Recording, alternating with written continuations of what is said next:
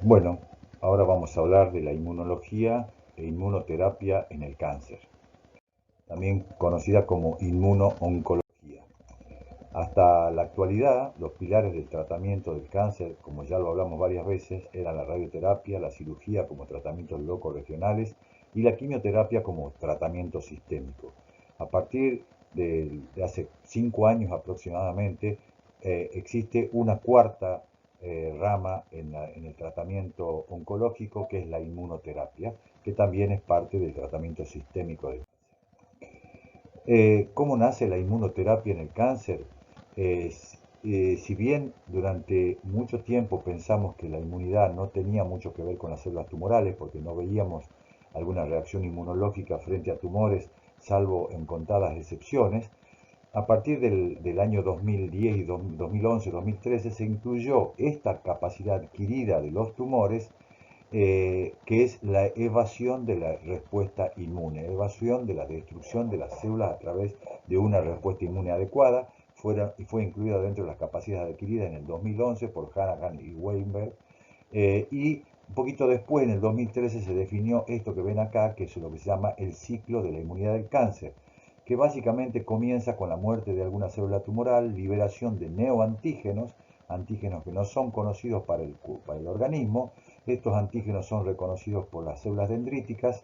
Las células dendríticas van a los ganglios linfáticos, donde se activan los linfocitos T, que circulan por la circulación linfática y después vascular, y llegan al sitio de acción en el sitio tumoral, en el microambiente tumoral, y pueden producir la destrucción de las células a través de mecanismos enzimáticos como granzimas y perforinas. Acá vemos de nuevo el ciclo de la inmunidad del cáncer con todas estas etapas, como decíamos, a partir de estos neoantígenos hasta la destrucción. Esto sería lo ideal, pero vemos que el cáncer entonces adquiere una capacidad para evadir este problema. Acá es la evasión inmune, se produce aquí cuando llegan los linfocitos T activos, llegan al microambiente tumoral, al sitio donde tienen que actuar, y por alguna razón que ya vamos a ver, no pueden actuar y están como inertes. La inmunoterapia en el cáncer fue designada como el avance científico del año por la revista Science, una de las más prestigiosas del mundo, en el año 2013. Y ahora está demostrando resultados realmente impresionantes en diversos tipos de cánceres, que lo vamos a ver al final de la presentación. Fíjense que la inmunoterapia valió 2 premios Nobel. El primero dado a estos 3 médicos de Estados Unidos, Canadá y Francia, que descubrieron el desarrollo de las células presentadoras de antígenos, que antes se conocían bien como células dendríticas. Ellos encuentran cuál es su función en el sistema inmune, que ya la vamos a ver. Y el segundo premio Nobel en el 2018 para estos dos médicos muy prestigiosos, uno del MD Anderson, uno de los centros más importantes de cáncer en Estados Unidos, Jim Allison, y Tasuku Onjo de la Universidad de Kioto de Japón. Ellos dos encontraron los mecanismos de evasión y cómo dieron las bases para poder superponerse a estos mecanismos de la evasión inmune a través de ciertos fármacos. La inmunoterapia en el cáncer, tenemos que hacernos 3 preguntas claves. ¿Cómo funciona el sistema inmune normal para que podamos entender qué pasa? ¿Cómo se liberan o se escapan los tumores del sistema inmunológico?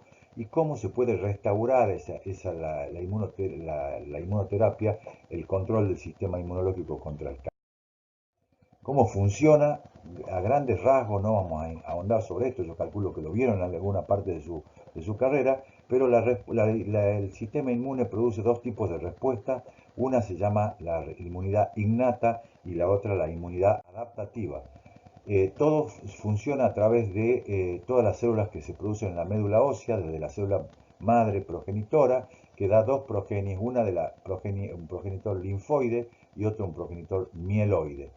En la inmunidad contra el cáncer, lo más importante está en esta rama del progenitor linfoide, que dan lugar al linfocito T y al linfocito B no activo, que cuando se activa da lugar al plasmocito, que va a producir los anticuerpos, y el linfocito T activo da el linfocito T efector.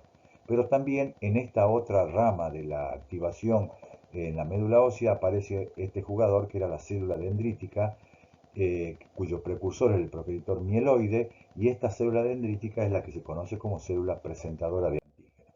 Entonces, ¿cuál es la primera defensa frente a las infecciones? Son las barreras naturales, la piel y las mucosas. Pero ¿qué pasa cuando un proceso infeccioso, un tumor, rompe esto? Pone en juego la capacidad de las defensas del huésped en controlar esto que se produjo. Acá vemos un ejemplo, se produce la disrupción de la primera barrera de la piel, entran estos gérmenes que son reconocidos tanto por los macrófagos como por las células dendríticas y generan una respuesta inmediata, que es lo que se llama la respuesta innata. No requiere reconocimiento de antígenos, simplemente es algo que no es del cuerpo y finalmente se pone en juego componentes celulares y componentes humorales que dan lugar a la respuesta inflamatoria. Y aparecen los neutrófilos, los monocitos y macrófagos, los mastocitos, eosinófilos, células natural killer, que son linfocitos T, células dendríticas mieloides, etc. Y sistema complementario, proteínas de fase aguda y las citoquinas. Esto es que esta tormenta de citoquinas que produce también el COVID, está dado por este componente humoral de la respuesta innata ante algo que ataca al organismo. Y la respuesta adaptativa es la que requiere una activación intermedia. Entonces, y ahí juega el rol principal la célula dendrítica, que va a entrar al sistema linfoide para poder activar a los linfocitos T. Entonces, la inmunidad adaptativa eh, activa entonces vía estos receptores que se llaman receptores de los linfocitos T y receptores de los linfocitos B, a estos dos tipos de células linfoides, el linfocito T y el linfocito B. Se produce la activación, se produce la proliferación, aumenta el número al activarse aumenta el número local de los linfocitos, y finalmente la diferenciación. Si era un linfocito B que se activó, va a dar lugar a la célula plasmática, que va a producir un montón de anticuerpos contra ese antígeno que produjo su activación. Pero si es un linfocito T, lo que produce es una activación de ese linfocito T. Los linfocitos, acuérdense, cuando se diferencian en células efectoras que van a ejercer directamente su acción y células de memoria, que son las que no actúan la primera vez, pero queda en la memoria inmunológica y van a producir ante una segunda exposición o posteriores exposiciones de ese mismo antígeno una respuesta sostenida. Esto tiene mucha importancia. Y esta es la respuesta inmune adaptativa, que es la que nos importa, es la que atañe a los tumores. Vemos que en el tejido periférico, por ejemplo, acá está dicho una infección, pero podemos decir que aparece un tumor que produce un antígeno que llega al ganglio linfático. Ese antígeno entonces produce una fase de activación, activándose los linfocitos vírgenes, produciéndose en el ganglio linfático la proliferación y la diferenciación, y luego van a circular por la linfa, retorno por el conducto torácico, y por los linfocitos activos van a llegar al sitio de acción de esa manera. Entonces, la activación a nivel del ganglio linfático va a ser los linfocitos B y los linfocitos T, que reconocen antígenos de una manera diferente. El linfocito B reconoce el antígeno a través de un receptor de la membrana, que ven que es una IgG, y se une simplemente y se produce la activación del linfocito T, que va a reaccionar contra ese antígeno, produciendo anticuerpos contra ese antígeno. Mientras que el linfocito T reconoce el antígeno a través de las células dendríticas, la célula dendrítica lo procesa y se lo presenta al linfocito T a partir de un receptor y a partir de las proteínas del complejo mayor de histocompatibilidad. Ahí le presenta el antígeno ya digerido a este receptor que se llama receptor de linfocitos T o TCR, que va a producir va a iniciar la activación. Pero vamos a ver que el linfocito T puede dividirse en linfocito CD4 y CD8, y tienen distintas lecturas a través de distintas proteínas o receptores del complejo mayor de histocompatibilidad, uno para el CD8 y dos para el CD4. Entonces ahí vemos que la captación del antígeno por las células dendríticas van por los linfoides, los linfáticos aferentes hacia el ganglio, y en el ganglio se va a producir la maduración y la activación de esos linfocitos T vírgenes que vienen desde la circulación también. Ahora, ¿cómo se produce esa activación? Sencillo, y acá vemos. Acá tenemos el linfocito T virgen que tiene dos receptores en su superficie, el TCR, que es el receptor del linfocito T, y el CD28. Cuando viene la célula dendrítica, a través del complejo mayor de histocompatibilidad le presenta el antígeno, activa al linfocito T, al receptor, y se produce la primera señal de activación. Con esa sola señal de activación el linfocito no se activa. Necesita unirse a un segundo receptor que se llama B7, antes se llamaba CD80 o CD86, hoy le decimos B7, que está en las células dendríticas, se une con el receptor CD28 del linfocito T y produce la segunda señal de activación.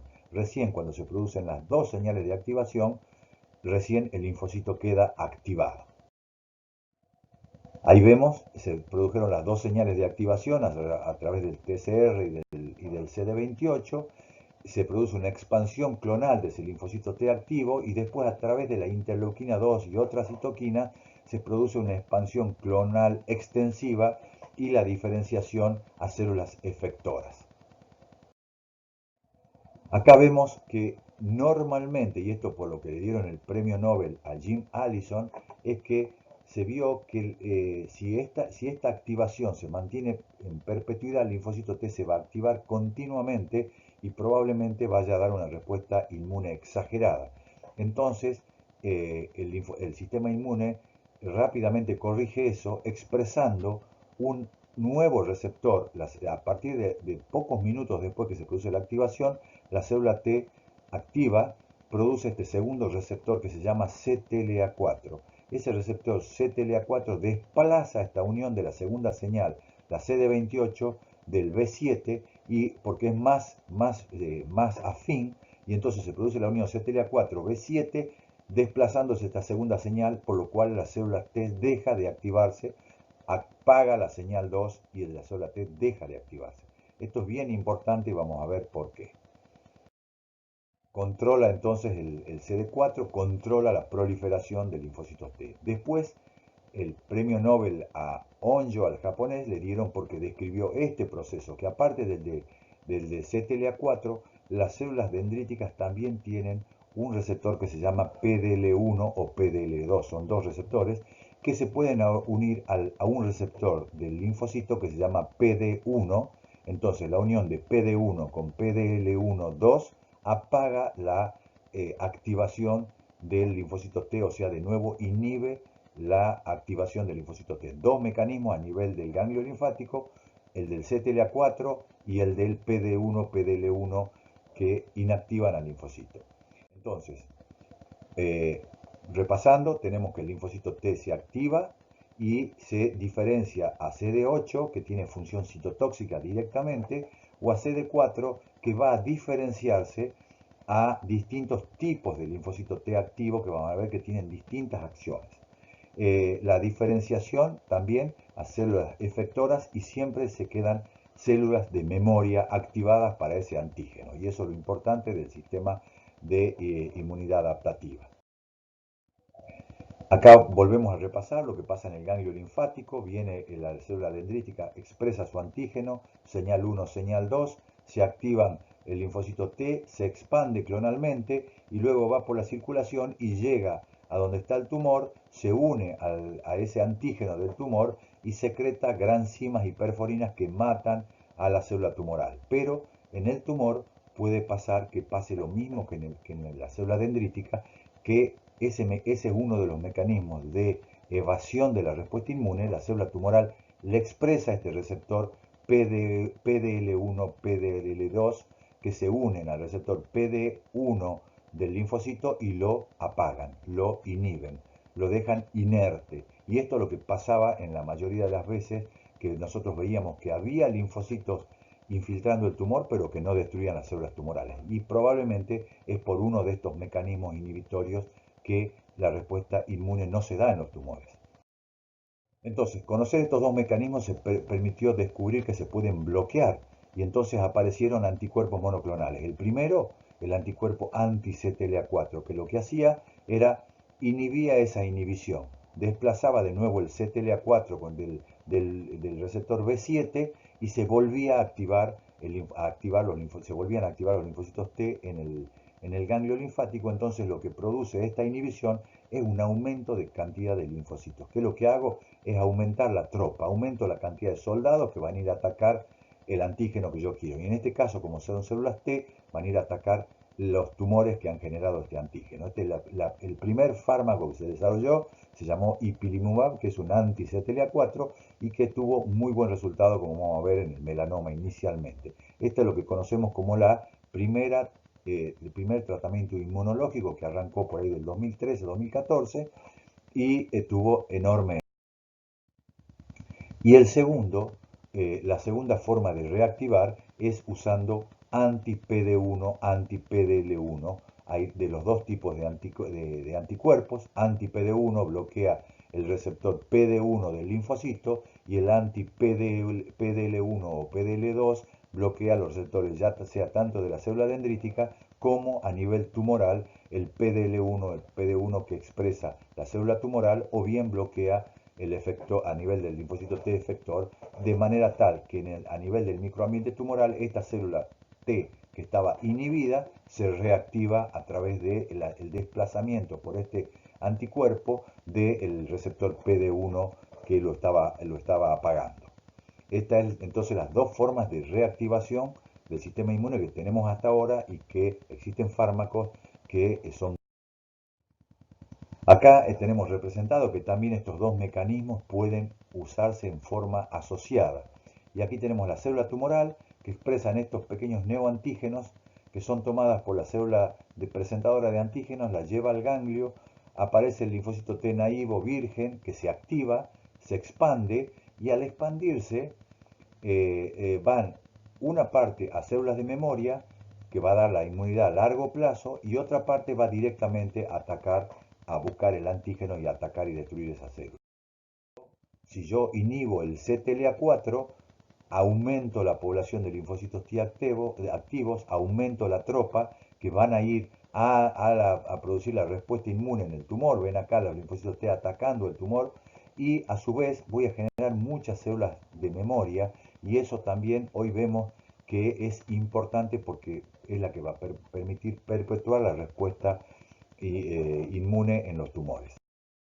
Si yo utilizo un anti-PD1 a nivel tumoral, como este caso el nivolumab, voy a incrementar la actividad del linfocito T a nivel tumoral y voy a permitir que esos linfocitos T que están infiltrando el tumor destruyan activamente a las células tumorales.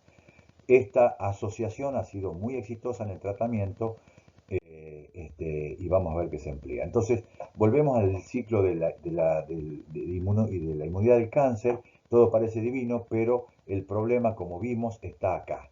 Que cuando llega el linfocito T activo, hay mecanismos, no solamente el PDL1, hay otros mecanismos de evasión de la respuesta inmune que están asociados al microambiente tumoral y que todavía no podemos controlar mucho.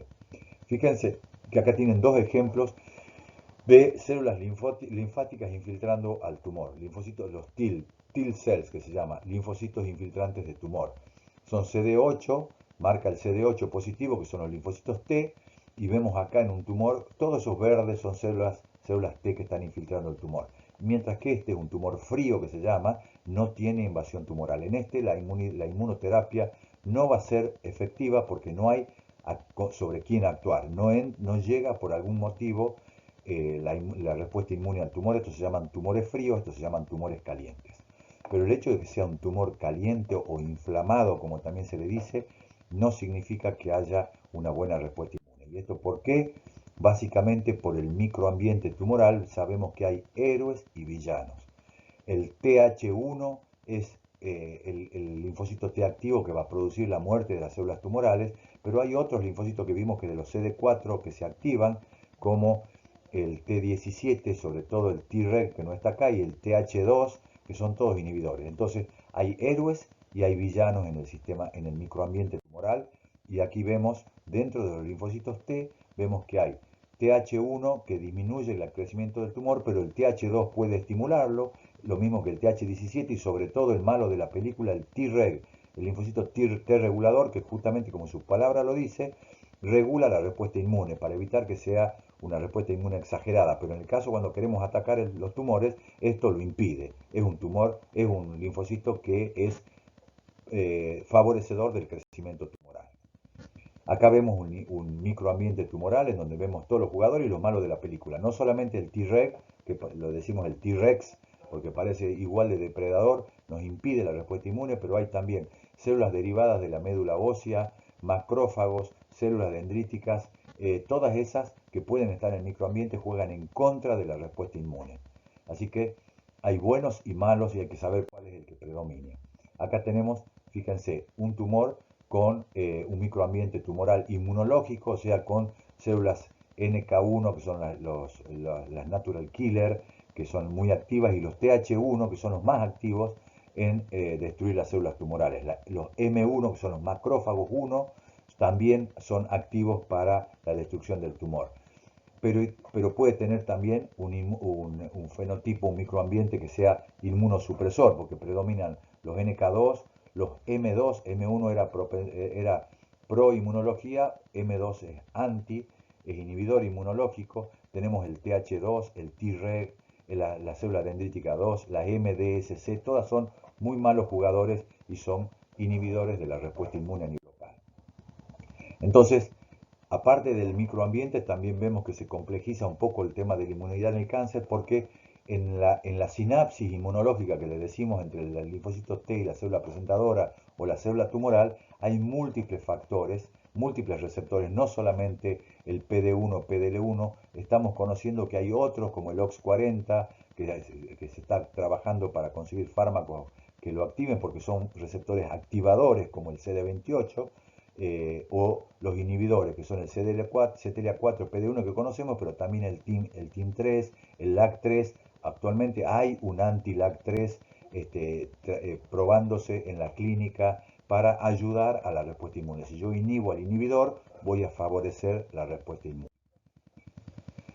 Y acá hablamos un poco entonces de los anticuerpos que bloquean el CTLA4. Básicamente hay dos, el ipilimumab y el tremelimumab, que recién está desarrollándose. El que tenemos amplia experiencia es el ipilimumab.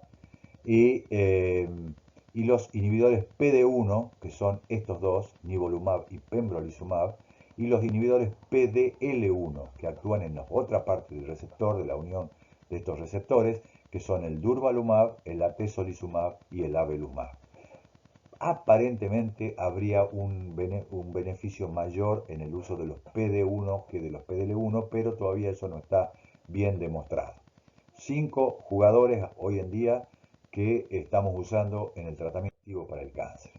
Fíjense lo que empezó a producir el ipilimumab en pacientes muy pretratados de melanoma. Melanoma es el tumor más maligno que existe, que mataba a casi el 100% de los pacientes en muy poco tiempo cuando es avanzado y sobre todo si ya había recibido algún otro tratamiento. Y fíjense que pacientes previamente tratados tenían como un 20% de pacientes que estaban vivos a 5 y 6 años del tratamiento, y eso fue sumamente interesante. Fue la primera idea que tuvimos de la respuesta inmune en los tumores. El melanoma es uno de los tumores que tiene más antigenicidad, por eso es el que primero se desarrolló la inmunoterapia. Fíjense, esto es nivolumab, que es un anti-PD1 versus una droga de quimioterapia que se llamaba el DTIC, dacarbazina, y fíjense lo que pasa, la sobrevida libre de progresión en el melanoma. A 2 años casi el 40% de los pacientes estaban sin progresión, mantenían la respuesta.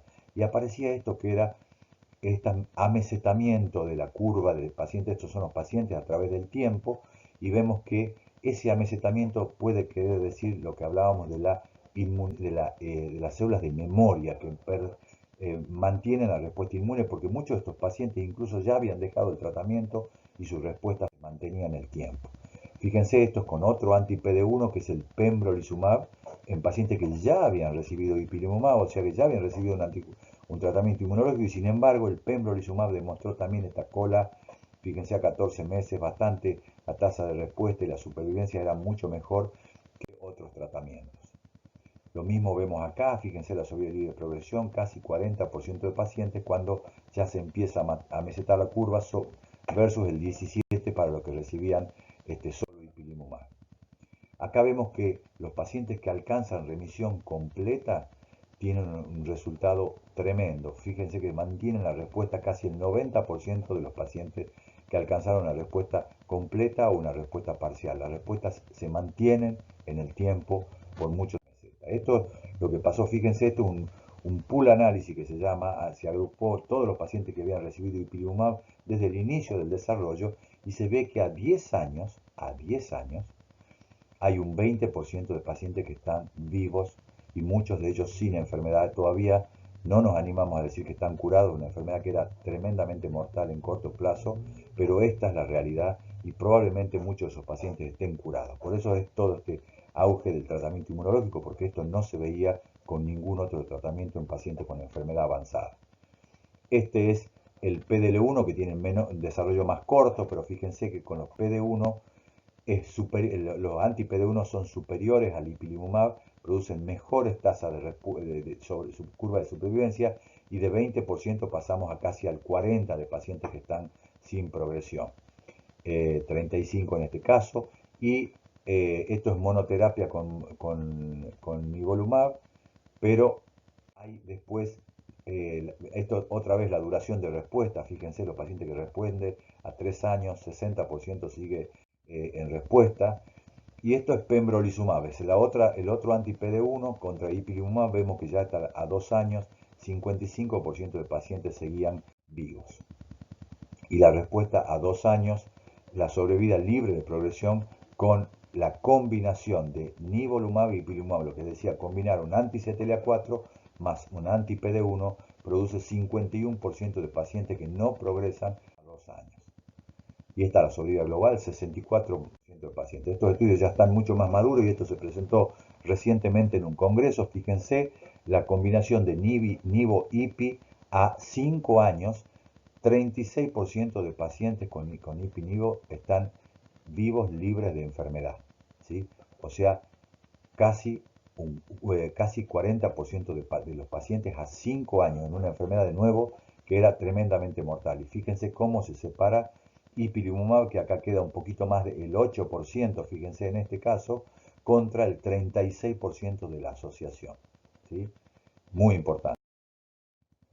Y acá vemos la importancia de obtener una respuesta. 58% de los pacientes alcanzan respuesta con ipi-nivo, lo que se ve más oscuro que el 22% son remisiones completas. Y fíjense que a 5 años el 90% de los pacientes que alcanzaron remisión completa, o sea, desaparición de toda manifestación de enfermedad, están vivos sin enfermedad. Eso es impresionante. Y el 65% de los pacientes que tenían respuesta parcial. También se probó esto en cáncer de pulmón, la quimioterapia versus pembrolizumab en los pacientes que expresaban mucho PDL1 y se vio una diferencia muy marcada. Cuando hay ese blanco que es el PDL1 en el cáncer de pulmón al menos, vemos que la posibilidad de andar muy bien es muy superior a la de la quimioterapia sola y de hecho hoy es el tratamiento estándar en primera línea en pacientes con cáncer de pulmón que expresen PDL1 más del 50% de las células. La sobrevida global, fíjense, esto era también impensado en cáncer de pulmón, 70% de pacientes al año, estas curvas están actualizadas y siguen siendo alrededor de un 40% de pacientes a 4 años que siguen vivos. Las tasas de respuesta sin quimioterapia, fíjense, 45% de los pacientes redujeron el volumen tumoral contra 28% con la quimioterapia y 6% tuvieron respuestas completas, o sea, desaparición de toda enfermedad en un cáncer de pulmón que es casi tan malo como el melanoma. Y el cáncer de riñón es otro gran ejemplo, la combinación de ipilimumab más nivolumab en los pacientes de peor pronóstico dieron una tasa de respuesta de 46% contra el 26% del tratamiento que era estándar, que era un antiangiogénico. Y fíjense esta actualización a 4 años, 52% de pacientes vivos sin enfermedad, la sobrevida media 47 meses versus 26 contra el tratamiento estándar, ganancia muy significativa y lo que es más interesante, eso son lo que se llama la sobrevida libre de progresión, los pacientes que respondieron y que no volvió a crecer su enfermedad y lo que es interesante que a partir de los 24 o 30 meses la curva sea meseta. Esto es lo que le digo, la inmunidad retardada, la inmunidad de memoria que permite mantener esta respuesta. Muchos de estos pacientes habían suspendido el tratamiento y a pesar de eso, la respuesta se mantuvo a los tiempos. Y lo bueno, que fíjense, esto es un estudio de calidad de vida, encima estos tratamientos anti-PD1 son muy poco tóxicos, el nivolumab es mucho mejor que el tratamiento con el que se comparó en segunda línea de cáncer de riñón. Y esto es un poco lo que vimos, esto es lo que obteníamos con el tratamiento convencional del cáncer, esta es la curva de sobrevida de los pacientes con la quimioterapia, por ejemplo, y cuando teníamos alguna cosa mejor, lo que veíamos es que se corría un poquito esta curva y esta era la ganancia que se obtenía, correr un poco, aumentar un poco los meses de sobrevida. Lo que vemos con la inmunoterapia es que se produce este amesetamiento y aparece esta diferenciación muy importante al final del tratamiento. Y probablemente estemos curando pacientes, aunque no nos animamos a decirlo todavía. Y esto es un poco la representación. El tumor parece ser una cosa muy importante para solamente el sistema inmune, pero si lo atacamos junto con el sistema inmune más un anti-PD1, PDL1, podemos mejorar el control de la enfermedad y si encima sumamos el anti-PD1, ahora se hace combinaciones con anti-VEGFR o con el anti-CTLA4, como vimos, tenemos todavía mucho más chance de tener éxito, que es lo que estamos viendo. Y bueno, con esto termino. Muchas gracias.